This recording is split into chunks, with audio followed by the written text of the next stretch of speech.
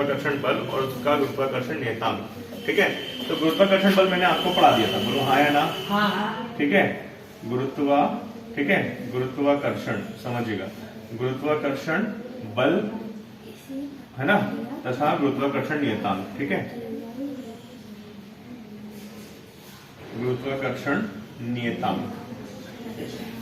ठीक है, तो इसको अपन पढ़ेंगे और इसका ही फॉर्मूला ड्राइव करेंगे अपन। ठीक है, तो पहले अपन गुरुत्वाकर्षण बल समझते हैं। गुरुत्वाकर्षण बल जो था वो जो मैंने आपको बताया था, क्या बताया था बोलिए, क्या होता है गुरुत्वाकर्षण बल? हाँ, फिर m1 plus m2 upon d का स्क्वायर। ठीक है, d का स्क्वायर। तो ये सारा ये क्या होता है, ये सारा के सारा क्या होता है, गुरुत्वाकर्षण बल होता है। ठीक है, बोलो हाँ या ना। मैंने आपको बताया था गुरुत्वाकर्षण बल में यदि कोई वस्तु है, समझिएगा, ठीक है, यदि कोई वस्तु है, ये m1 है और ये क्या है, m2 है।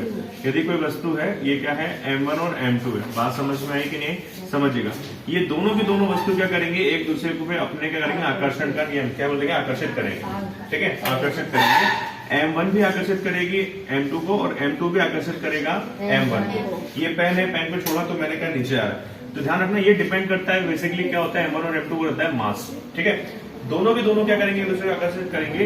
ये दोनों के दोनों डिपेंड करता है उसके द्रव्यमान पर। किसका डिपेंड करता है, द्रव्यमान। जिसका द्रव्यमान जितना ज्यादा होगा, बात समझ में आ रही है, उसका फोर्स क्या लगेगा, उतना ही ज्यादा लगेगा। इसमें देखो आपको क्लियर दिख रहा है कि F इक्वल्स टू क्या है, m।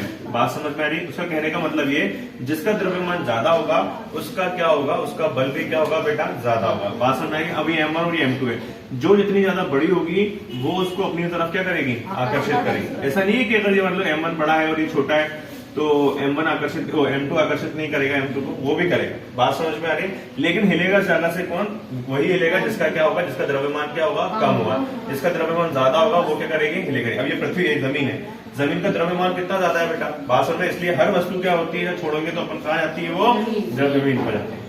बात समझ, क्यों वो क्यों नहीं हिलती, ये तो पता चला अगर मान लो पेन का द्रव्यमान क्या होता, ज्यादा था और धरती का द्रव्यमान कम होता, तो धरती चक्के कहाँ पे आती है, पेन के पास आती है। बात समझ में आ रही है, तो क्यों नहीं आती, इसलिए ध्यान रखना इसमें क्या है, बल equals to m1 upon m2। ये समझ में आया, कहने का मतलब जिसका द्रव्यमान कितना जितना ज्यादा होगा उसमें बल वही कितना लगेगा, उतना ही ज्यादा लगेगा। एक चीज समझते हैं, ये क्या होता है, बल इक्वल्स टू 1 अपॉन d। ये तो समझ में आ गया ना बेटा, ये तो समझ में आया आपको। क्या समझ में आया कि जिसका द्रव्यमान ज्यादा होगा उसमें बल कितना ज्यादा, उतना ज्यादा लगेगा। एक चीज समझिएगा, जैसे कि मान लो ये m1 है और ये क्या है बेटा, m2, समझिएगा, है ना। अगर मैं क्या करूं, इनके बीच की दूरी क्या है, इनके बीच की दूरी को मैं 2 करूं, ठीक है, तो इसका जो बल होगा वो 4 गुना कम हो जाएगा। देखिए कैसा, ये बल है, ये 1 अपॉन d है, d को कभी पता है मैंने कितना दे दिया, डिस्टेंस कितनी दी, 2 दे दी, तो बल क्या हो जाएगा, ये क्या हो जाएगा, 4 गुना। लेकिन ये अपॉन में मतलब क्या हो जाएगा, ये कम। बात समझ में आई। यदि किसी दो वस्तुओं के बीच की दूरी को यदि मैं क्या कर दूं, 2 गुना कर दूं, दो वस्तुओं की बीच की दूरी या फिर दो वस्तुओं के द्रव्यमान की बीच की दूरी यदि कितनी कर दूं, मैं 2 गुना कर दूं, तो उन पर लगने वाला जो बल है वो कितना हो जाएगा, 4 गुना कम हो जाएगा। अब इसी को मैं क्या कर देता हूं बेटा, ये m1 हो जाएगा, ये m2 हो जाएगा, इनके बीच की दूरी को मैं क्या कर दूं बेटा, 4 कर दूं। ठीक है, तो आप देखिए, तो ये क्या हो जाएगा, इसमें क्या हो जाएगा, F equals to 1 upon square. तो क्या हो जाएगा बेटा, क्या हो जाएगा, 1 अपॉन 16। मतलब कहने का मतलब क्या हो जाएगा, जब मैंने उन दोनों के m1 और m2 मतलब द्रव्यमान के बीच की दूरी मैंने 4 करी, तो लगने वाला बल कितना जाएगा, 16 गुना कम हो जाएगा। बात समझ में आ रही है, मतलब जितनी मैं दूरी बढ़ाता जाऊंगा उसमें लगने वाला बल क्या होता जाएगा, कम होता जाएगा। बात समझ में आ रही है। एक चुंबक देख लो, चुंबक को पास लाता तो दोनों क्या करती, चिपक जाती है, लेकिन जैसे दूर करता हूं तो वो क्या होती है, चिपकती नहीं है। सब बात समझ में आ रहा है कि नहीं आ रहा, तो समझिएगा, जैसे जैसे मैं क्या करता जाऊंगा, जैसे जैसे मैं वस्तु को दूर करता जाऊंगा वैसे उसमें लगने वाला जो बल होगा वो क्या होता जाएगा, कम होता जाएगा। बात समझ में आ रही है कि नहीं आ रही, ठीक है। अब यहीं पे अपन को क्या निकालना है, इसका नियतांक निकालना है। ठीक है, गुरुत्वाकर्षण समझ में आ गया होगा आपको, आई होप आपको, ठीक है।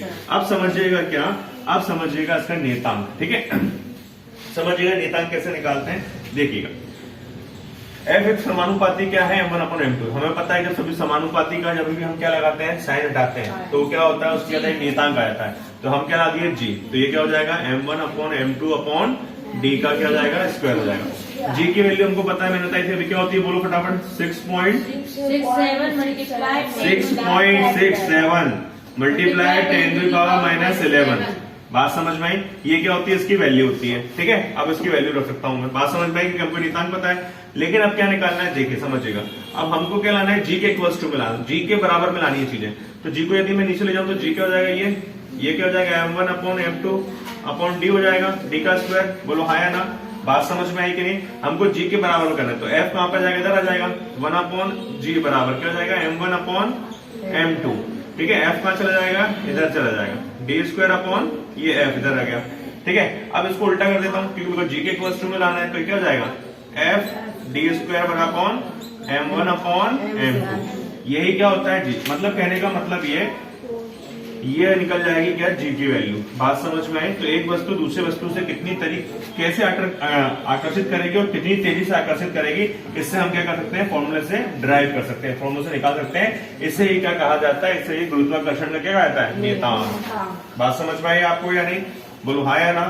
ठीक है, तो यही होता है हमारा गुरुत्वाकर्षण और गुरुत्वाकर्षण बल का नियतांक। ठीक है, आज के लिए इतना ही काफी।